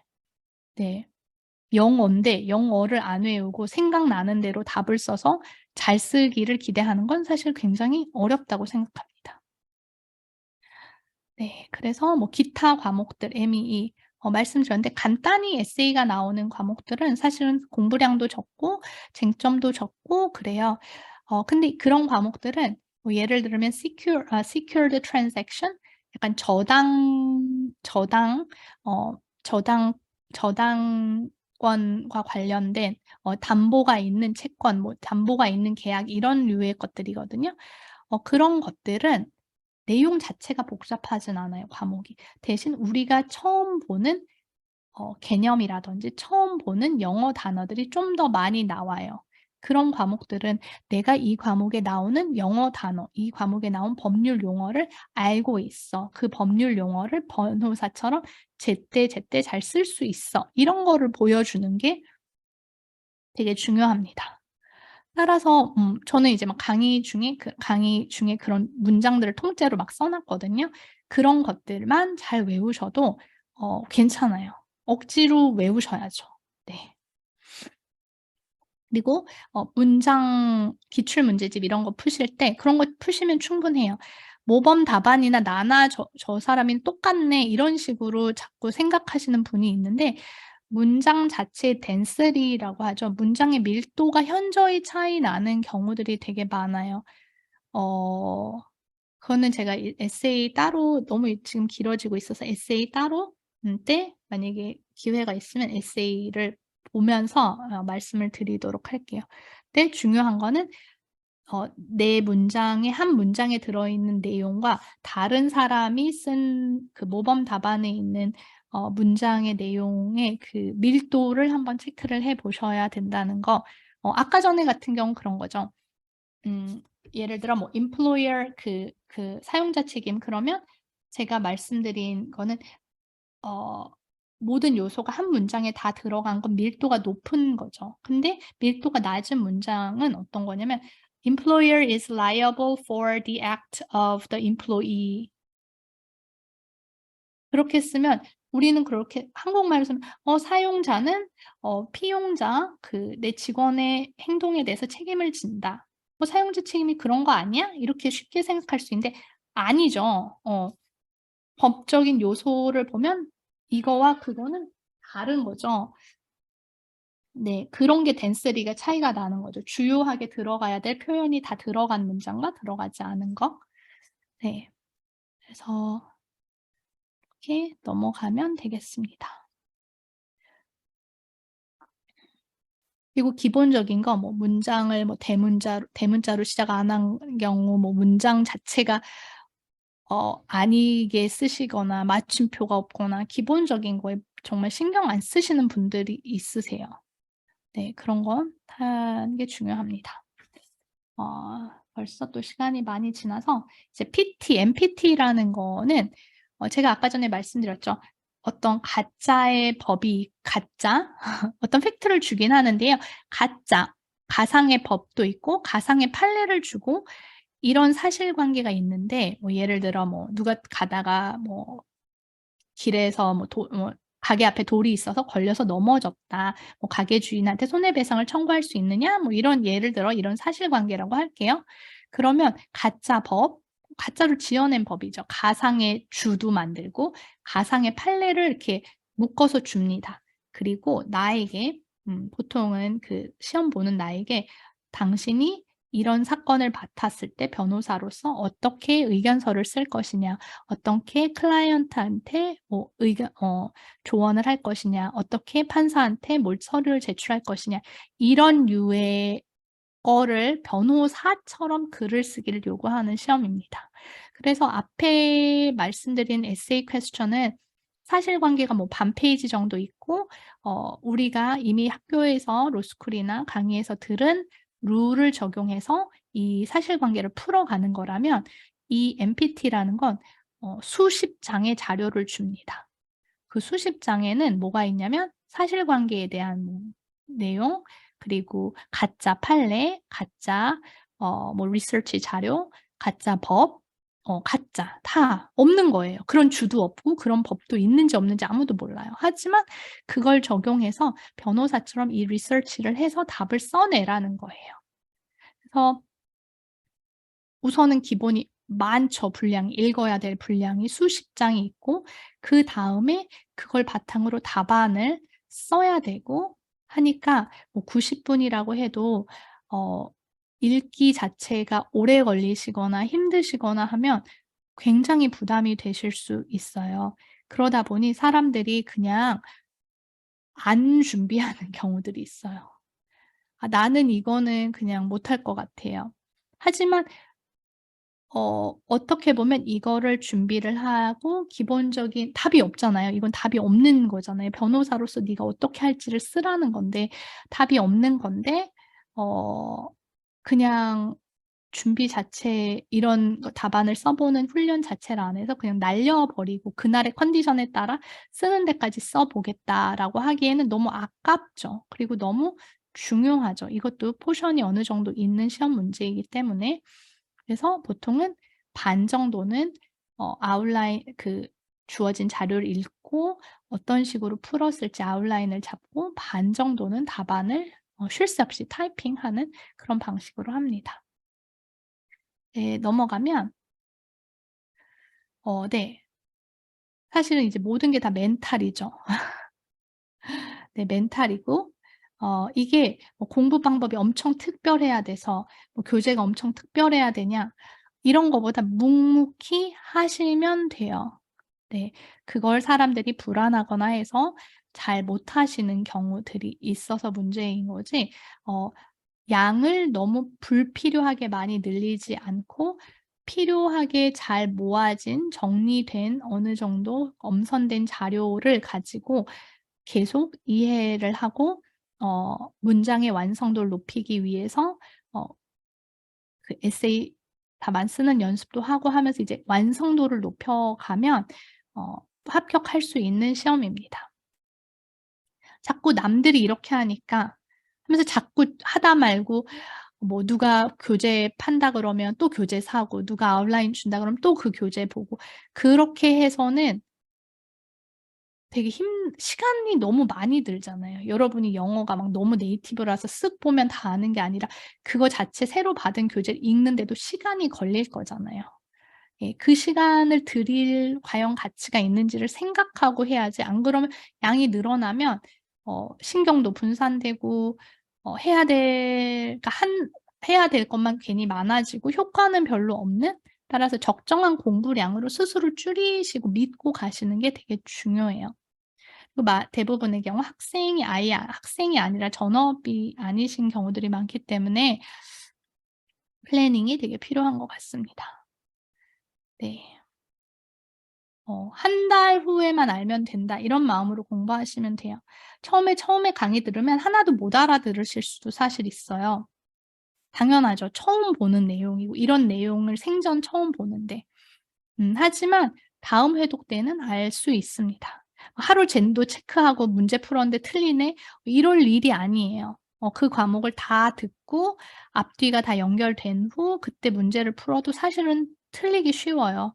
왜냐면 다 지금 최근에 처음 공부한 거기 때문에. 그래서 그냥 '나중에 한 달 후에만 알면 된다.' 이런 마음으로. 그리고 문제를 해결할 방법들을 적극적으로 찾으시면 됩니다.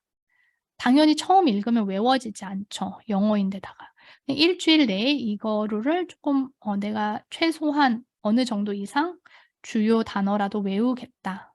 이런 목표를 가지고서 점점 완성도를 높이면 처음에는 외우는 게 굉장히 부담스럽고 어려운데 하다 보면 되게 많은 양을 스스로 외우고 영어로 정리를 할 수 있습니다.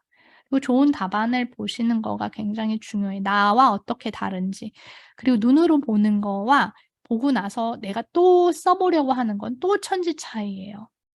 방금 전에 봐서 내가 똑같이 쓸 수 있을 것 같지만 막상 내가 쓰면 또 약간 수준이 낮거나 형편없이 그런 답안을 쓸 거예요, 초기에는. 그럴 때마다 계속 포기하지 않고 다시 한번 어떻게 답안과 내게 다른지 비교하면서 좀 더 어 수 끌어올리시려고 하면 됩니다. 네. 뭐 그리고 이거는 뭐 직장인 이거는 각자 시간에 맞춰서 공부하시면 될 것 같아요. 이게 뭐 룰도 아니고 이래야 된다는 것도 아니고 네. 각자 형편에 맞게 하시면 될 것 같습니다. 네. 그리고 이게 뭐 쉽지는 않아요. 내용도 생소하죠. 언어의 장벽도 있고 직장 생활 하시는 경우라면 시간도 당연히 부족하실 수 있고 규칙적으로 공부에 집중하시는 생활을 하셔서 어 하는 게 중요하다. 그리고 '벼락치기로 되지 않는다.'라는 거.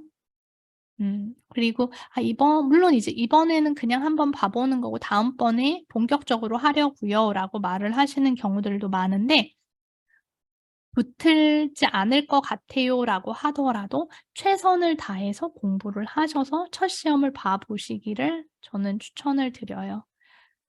네. 왜냐하면 그렇게 시간을 재서 시험을 봐 볼 수 있는 기회들 자체가 되게 없거든요.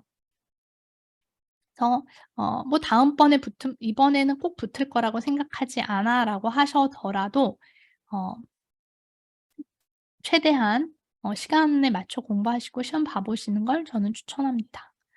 네. 이제 넘어가서 제 강의 저는 이제 어쨌든 강의를 하고 제 강의에 대해서 문의를 또 이번에 해 주신 분들도 계셔서 말씀을 드리면 보통 강의가 한 20-30분 정도 한 파트를 만들고 이제 앞뒤에 예습을 해서 뭐 1 시간, 1 시간 반 안에 그 해당 토픽이 정리될 수 있도록 하고 저는 막 뭐 10 년에 한 번 나오는 거 막 이런 문제는 강의하지 않습니다. 음. 그 10 년에 한 번 나오는 거 틀리면 어떡해요? 어 그런 문제들은 굉장히 임팩트가 적게 나와서 틀려도 대부분 지장이 없습니다. 근데 그것까지 여러분이 공부하려면 너무 분량이 많아져요. 그리고 안 나와요. 그냥 시험에 나올 것들을 정확히 알고 답을 잘 쓰는 게 훨씬 합격하는 데 빠르고 쉽고 힘도 덜 듭니다.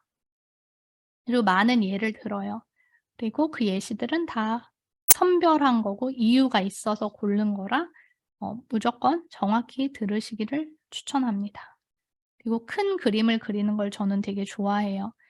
내가 이거를 지금 왜 이 파트를 공부하고 있는지를 알아야 어 팩트가 주어지면서 사실관계가 주어졌을 때 그 룰들을 잘 활용할 수 있거든요. 근데 그게 아니라 그냥 각각의 룰을 기계적으로 이렇게 분리해서 외우면 이걸 지금 내가 왜 외우고 이게 어떤 사실관계와 관련됐는지를 알기 자체가 어렵습니다. 그래서 필수적인 영어 표현을 잘 정리해 놓고 개념을 영어로 반드시 외우시라고 저는 되게 강조하고 있어요.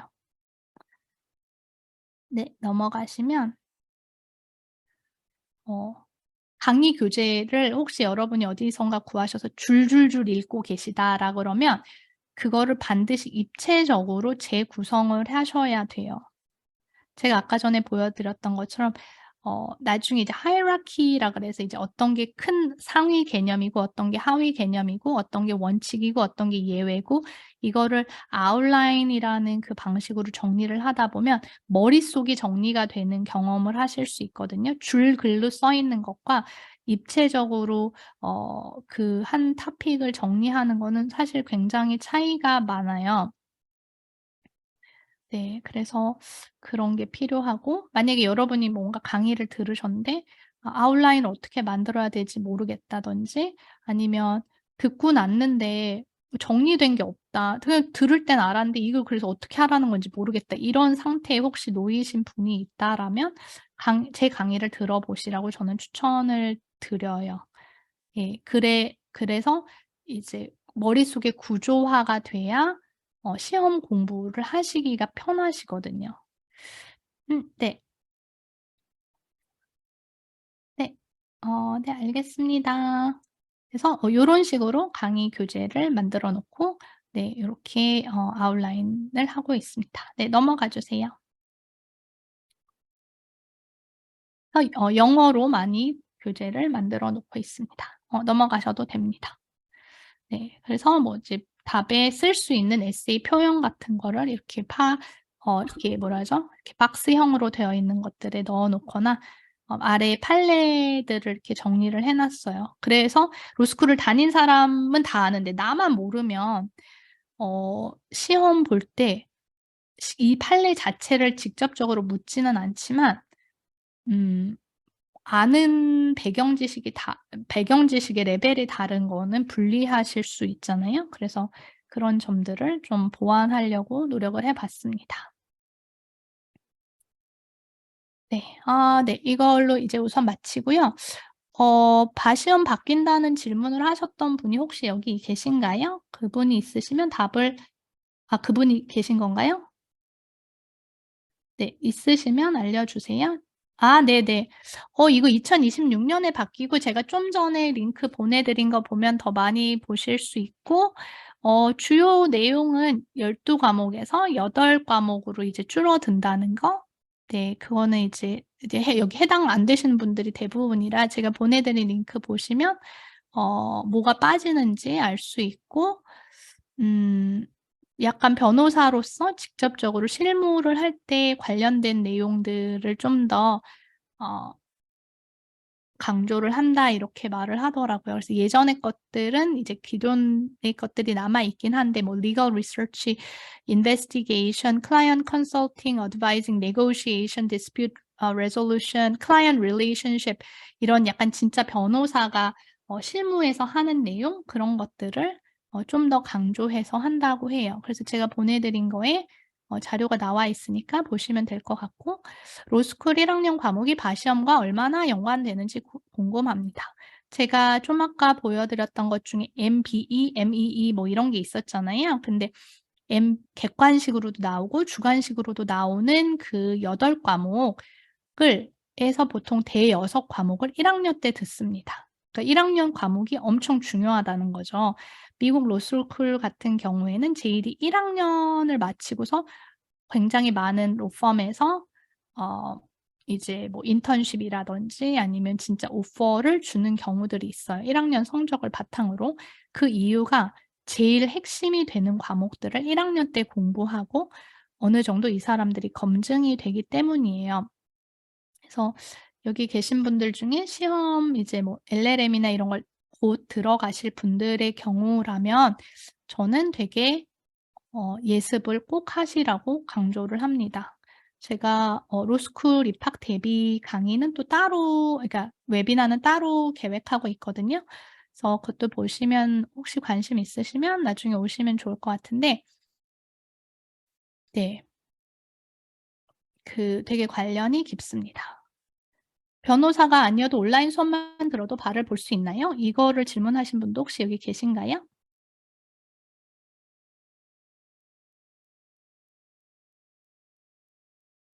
네. 없으신 것 같네요.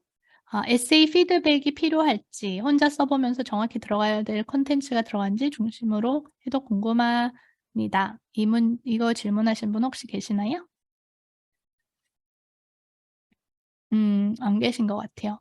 혼자 써보고 이제 우선은 공부 분량이 어느 정도 있은 다음에 에세이를 쓰게 되지, 오늘 공부했으니까 오늘 저녁에 에세이 문제 풀어봐야지, 이런 식의 리뷰는 사실 저는 추천하지 않아요. 왜냐면 그 에세이 퀘스천 자체가 한 파트를 이렇게 따로 하는 게 아니라 그 과목 전체에 대해서 에세이 퀘스천이 나오는 이런 식이라서 앞뒤를 다 공부를 해서 그 과목 자체를 다 공부한 후 이제 에세이 퀘스천을 보시는 게 더 좋을 것 같고, 피드백은 상황에 따라 다를 것 같아요. 내 생각에 나는 진짜 이게 맞는지 틀린지 자체도 잘 모를 지경이다, 뭐 이런 경우와 내 답이 어느 정도는 이제 구색을 갖췄는데 이거랑 실제 답이랑 뭐 비교만 해봐도 될 것 같으면 그렇게 하셔도 되고, 저도 이제 에세이 강의도 따로 있는데 아예 로스쿨을 아예 한 번도 다니지 않으셔서 에세이 자체가 어떻게 생긴 건지 자체 모르겠다, 이런 분들은 에세이 강의를 한 번은 들어보시는 것도 되게 좋을 것 같아요. 네, 100점이 아닌 커트라인 합격만 하는 되는 시험이므로 짧은 시간에 어떻게 전략적으로 접근해야 할지 궁금합니다. 이때 짧은 시간이라는 게 사람마다 다르다는 게 제가 드리고 싶은 말씀이에요. 그리고 주변에서 짧은 시간에 합격한 사람이 어떤 상황에서 어떤 스펙에서 짧게 합격했는지를 반드시 보시는 게 중요한 것 같아요. 왜냐면은 어떤 분이, 그러니까 사람들이 자기가 합격하고 나면 자기가 길게 공부했던 얘기는 잘 안 하고 짧게 공부했던 몇 달에 대해서만 얘기하기를 되게 원하더라고요. 저는 그건 되게 모순이라고 생각하는데, 제 수강생 중에 이제 합격하신 분이 있죠. 근데 그분이 글을 글을 남기셨는데 강의도 다 들으시고 그때는 되게 좋았고 되게 오랜 시간 공부도 하시고 이랬는데, 결국에는 나중에 이제 후기에는 "강의는 안 들어도 될 것 같아요. 혼자 공부해도 될 것 같아요." 이러시는 거예요. 그러면서 자기 주변에도 안 듣고 붙은 사람도 많은 걸 보니까 "안 들어도 될 것 같더라."라고 하시는 거예요. 근데 그 본인과 그 안 듣고도 붙은 분은 해외에서 대학을 다녔다든지, 아니면 여러분이 정말 다 아는 초대형 로펌의 오퍼를 받아서 거기에 이제 가게 된 이런 분이었어요. 그러니까 이미 공부하는 실력이 다른 사람과 다른 상태죠. 그리고 몇 달 전에 이제 합격하기 몇 달 전에 강의를 들으면서 저에게 주신 피드백과 합격을 하고 나니까 이게 그렇게 필요가 그때 가니까 갑자기 없어진 느낌? 근데 그거는 이제 여러분들이 보셔야 될 것 같아요. 누군가가 '아 그런 거 할 필요 없어.'가 정말 필요가 없는 건지, 아니면 그 사람이 그 단계까지 올라가는데 뭔가 도움이 됐어. 내가 몇 달은 내가 했어. 그러니까 난 없었어도 사실은 혼자 할 수 있는 사람이었어. 라고 그 사람의 뇌피셜인지 그거는 생각을 해 보셔야 돼요. 왜냐하면 그 말을 듣고 그분도 처음에는 어 없이도 된다는 말을 듣고 고생을 하다 오셨었거든요. 근데 이제 그거는 기억이 안 나는 거죠. 네. 그런 일들이 있을 수 있습니다. 그래서 여러분이 주변에 물어보실 때 그걸 정확히 어 정말 솔직하게 고생담을 말하시는 분의 거를 듣는 게 저는 더 나으다고 생각해요. 한국 변호사가 아닌데 LLM 과정 후 어떤 주 시험을 볼 수 있나요?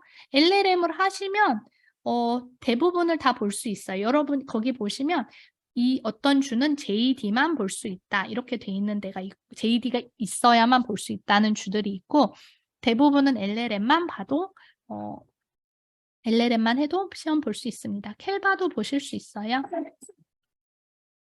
그리고 에세이, 네, 박시험 패키지에 대해서 질문을 DM으로 주신 분이 있으셔서 박시험 패키지는 2년 동안 들을 수 있고, 근데 2년으로 한 이유는 뭐 LLM 기간 입학 전부터 들어서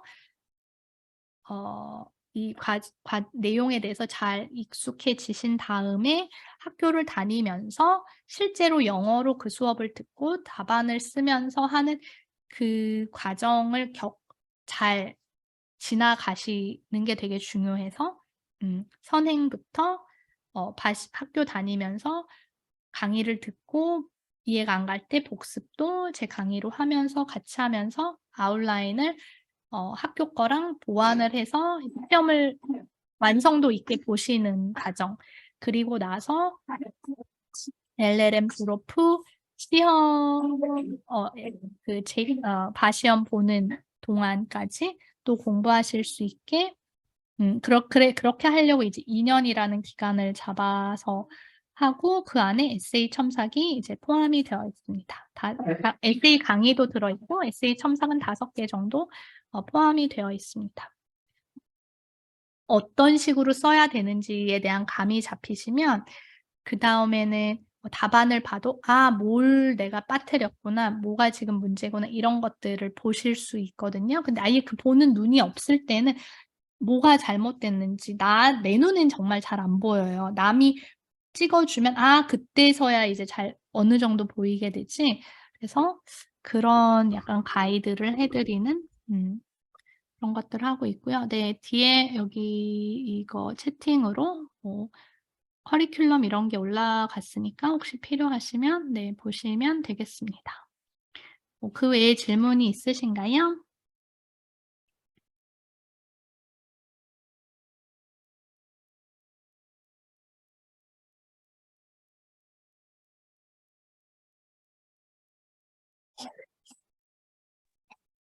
네, 질문이 아까 이제 저희가 신청서를 받았을 때 들어왔던 질문들 먼저 해결을 해주셨고요.